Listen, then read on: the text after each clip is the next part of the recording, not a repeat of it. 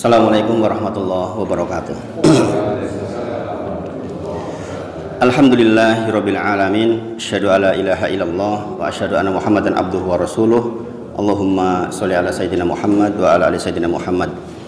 Subhanaka la ilma lana illa ma 'allamtana innaka antal alimul hakim. Rabbi shrah li sadri wa yassir li amri wahlul 'uqdatam min lisani yafqahu qawli. Amma ba'd.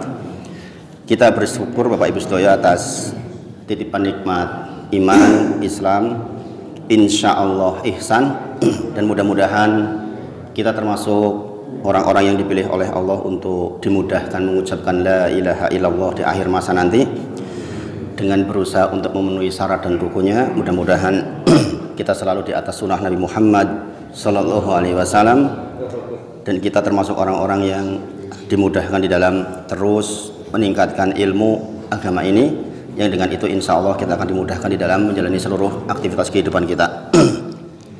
Sebagaimana dikabarkan oleh Ustadz Alim, pagi ini saya menggantikan Ustadz Rosyid yang katanya bersoal dengan perut. Kita doakan semoga lekas sembuh, hafizallahu ta'ala. Sebenarnya saya juga nih gerok 3-4 hari ini alhamdulillah dikasih gerok sama Allah.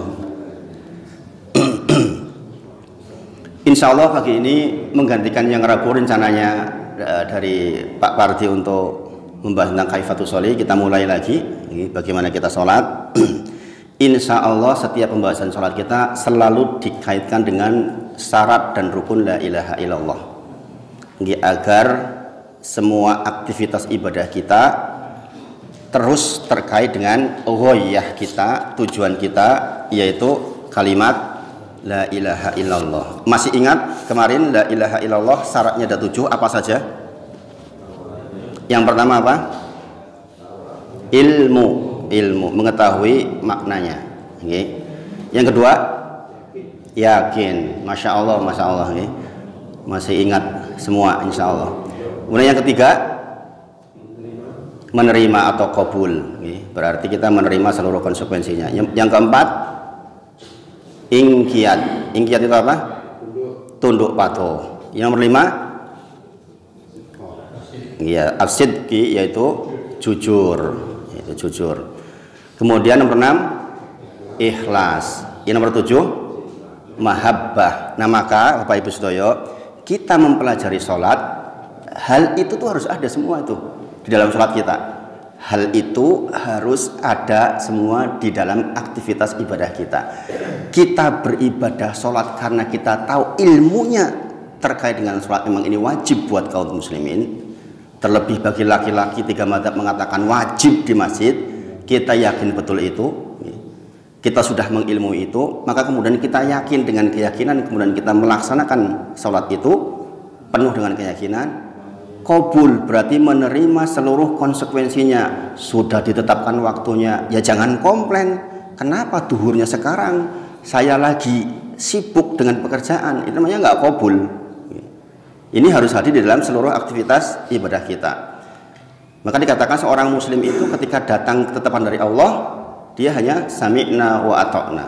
Sami'na wa ata'na. Kemudian ingkiyat, tunduk patuh terhadap aturan-aturan yang ditetapkan, baik yang berupa fisiknya maupun batinnya. Kita mempelajari tentang bagaimana suasana batin kita ketika kita sholat, agar mencapai sholat khusyuk. Lisan berucap, hati mengerti makna. Kemudian as-sidqi, kita jujur melaksanakan sholat ini benar-benar karena Allah. Mirip-mirip dengan ikhlas sebenarnya ini. Ikhlas karena Allah. Sebagaimana disebutkan kemarin bahwa ikhlas itu perjuangan yang sangat panjang, yang tidak mudah. Kemudian yang terakhir adalah mahabbah. Kita melaksanakannya karena kecintaan kita kepada Allah Subhanahu wa taala. Bukan kita melaksanakan sholat karena yang lain. Betul-betul balik lagi, ingin sholat lagi. Bahkan Rasulullah menyampaikan ketika menggali parit Khandaq, Rasulullah bersabda kepada Bilal, "Arihna bis sholat ya Bilal." Tolong istirahatkan aku dengan sholat ya Bilal. Artinya orang yang menjadikan sholat sebagai istirahatnya, ya cinta banget lah. Kebanyakan orang pengen istirahat, pengen rehat gitu. Rasulullah menyampaikan bahwa rehatnya di dalam sholatnya. Maka kita mempelajari tentang kaifatus sholat ini selalu di setiap bagiannya dihubungkan dengan itu. Adapun rukun la ilaha illallah nafyu wal isbat kemarin sudah disebutkan nggih? Belum nggih? Jadi rukun la ilaha illallah ada dua nggih, yaitu ada ini berlaku juga di dalam sholat kita, yaitu nafyu itu nafi atau peniadaan di kalimat la ilaha, tidak ada sesembahan, itu rukun pertama namanya nafi atau nafyu atau meniadakan. Rukun yang kedua adalah isbat itu menetapkan, yaitu di kalimat illallah, bahwa tidak ada sesembahan yang benar-benar berhak disembah illallah, kita menentukan kecuali Allah. Berarti seseorang yang dia beribadah kepada Allah, total beribadah ikhlas karena Allah, tiba-tiba dia tidak meniadakan sesuatu yang dianggap semisal Allah, itu berarti dia tidak memenuhi syarat la ilaha illallah. Yang ini akan sulit mengucapkan la ilaha illallah di akhir masa. Berarti benar-benar harus ada dua unsur ini, di samping menyembah kepada Allah juga meniadakan total segala sesuatu selain Allah. Maka rukun dan syarat ini harus hadir di dalam setiap ibadah kita, apapun itu. Nah, dalam kasus sholat kita dulu sudah belajar tentang wudu, tentang syarat sholat. Nah, saya ulang sedikit ini.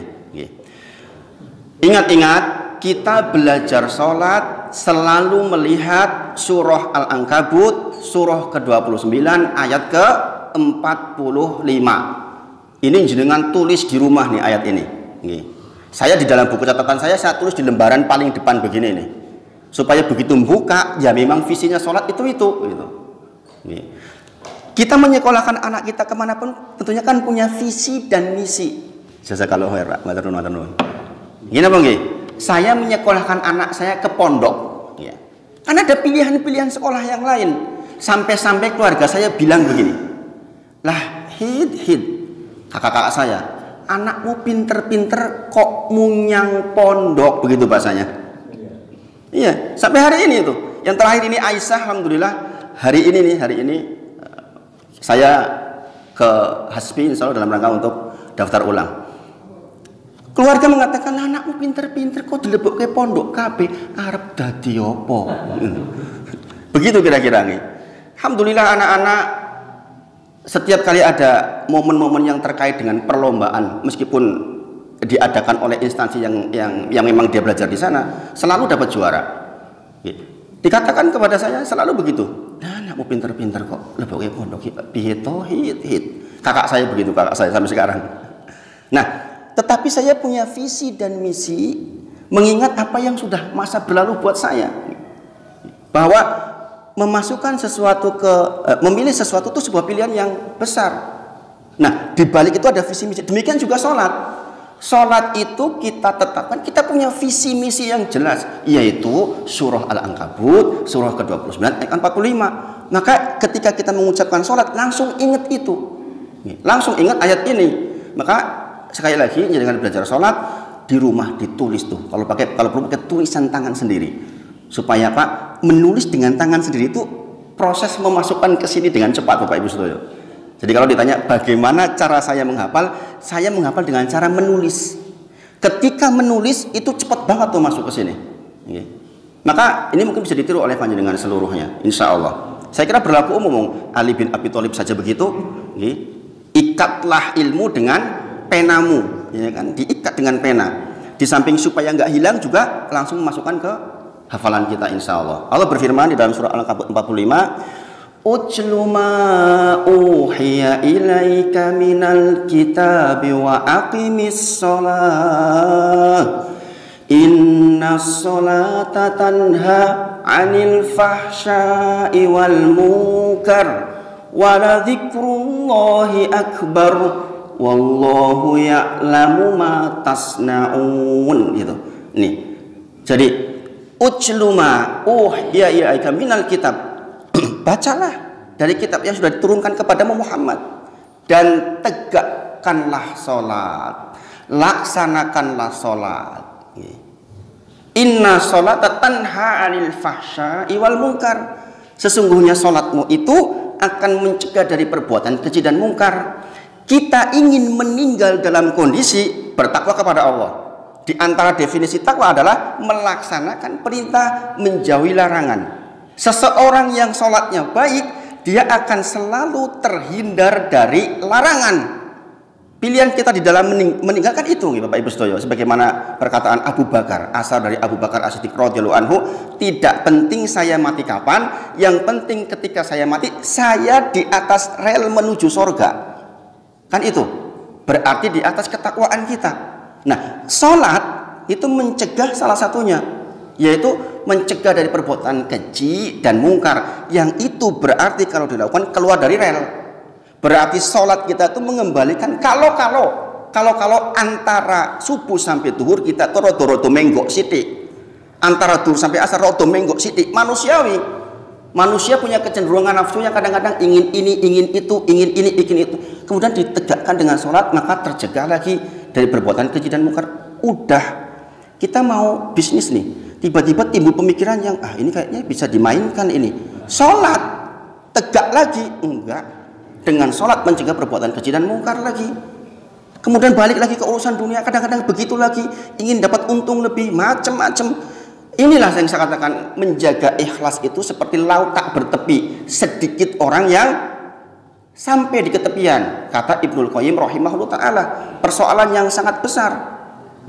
Maka dengan sholat ini, setiap ibadah-ibadah kita yang lain akan terjaga dari perbuatan keji dan mungkar, insya Allah.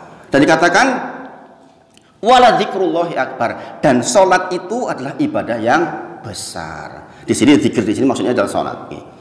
Adalah ibadah yang besar, dan Allah mengetahui apa yang kita kerjakan. Jadi rasa mikir sing warna-warna, ketahuilah perbuatan kita diketahui oleh Allah seluruhnya. Nah, ini menjadi visi misi kita sholat. Jadi kalau orang sudah sholat, apalagi rajin, apalagi terkenal rajin, kemudian pakainya sudah syar'i, kok kemudian sholatnya tidak mencegah dari perbuatan keji dan mungkar, ya masalah besar.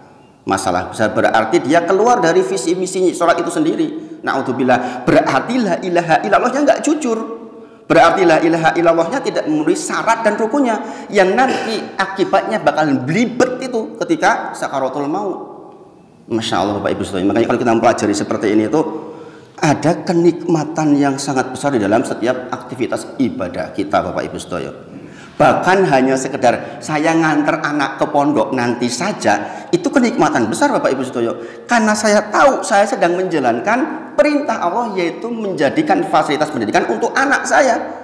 Bukan karena saya ingin anak saya balas budi sama saya, sama sekali nggak ada urusan dengan itu. Adalah bonus ketika nanti dewasa kemudian baik sama saya. Itu bonus. Tapi bahwa proses hasil dari sholatnya saya mengantar dengan bahagia, itu iya, itu yang harus kita capai Bapak Ibu Saudara. Izin minum. Terlalu cepatkah saya? Iya. Ini saya diingatkan sejak umur anak-anak sama bapak saya itu. Wahid, kata bapak saya itu bilang, "Wikine ngomong ojo koyo dioyak-oyak karo kucing." Otakmu sudah di sana, mulutmu tuh masih di sini. Dari sejak kecil memang begini kondisinya. Mudah-mudahan bisa dikurangi sedikit-sedikit. Mudah-mudahan itu tanda kecerdasan dari Allah. Mudah-mudahan. Amin. Bapak saya udah pesan dari dulu begitu. Kamu tuh otaknya sudah sampai sana, gitu. Mau diucapkan 100 katanya. Siji-siji, satu-satu. Nah, Bapak Ibu Saudara, dulu terakhir kita sudah mempelajari tentang wudhu. Insya Allah untuk prakteknya dengan Pak Pardi. Insya Allah nanti dengan bukan momen sendiri, prakteknya dengan dicontohkan oleh Pak Pardi, silahkan. Gitu. Saya hanya kasih teorinya saja. Jangan siapkan waktunya, monggo. Sebagaimana ada pelatihan tentang mengurus jenazah, nanti mungkin Pak Pardi yang hari Jumat bisa pelatihan tentang sholat dan gerakan sholat dan wudhu, insya Allah. Bapak Ibu Saudara, sekarang kita masuk ke syarat.